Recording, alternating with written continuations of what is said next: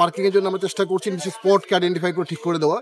আমরা যে অঞ্চলে দাঁড়িয়ে আছি এখন এখানে বন্দরবাজার এবং জিন্দাবাজার সহ এখানে যে এরিয়াটা আছে এটার এই গাড়িগুলি আসলে সিএনজি বা লেগুনা যেগুলো আছে এগুলোর জন্য আমরা লালদিঘির মাঠে ইতিমধ্যে সিটি কর্পোরেশন কাজ করছি। আমরা আশা করছি কয়েক সপ্তাহের মধ্যে লালদিঘির মাঠে ওই জায়গাটা রেডি হলে একটা অস্থায়ী একটা সিএনজি স্ট্যান্ড তৈরি হবে। তাতে আপনার নগরের এই যে এখানে সেখানে যে গাড়িগুলো দাঁড়িয়ে থাকে এটা হয়তো হবে না। হ্যাঁ, এই শহরে একটি অসুবিধা হচ্ছে আসলে নির্দিষ্ট কোনো স্ট্যান্ড নাই, এটা একটা বড় সমস্যা। আমরা সেই জায়গাটা খুঁজে বের করার চেষ্টা করছি যে কোন কোন জায়গাতে গাড়িগুলো আসলে পার্কিং করতে পারে, কারণ আপনি গাড়িকে কোথাও দাঁড়াতে দিবেন না, কিন্তু কোথাও না কোথাও তাকে পার্কিংটা প্লেস দিতে হবে।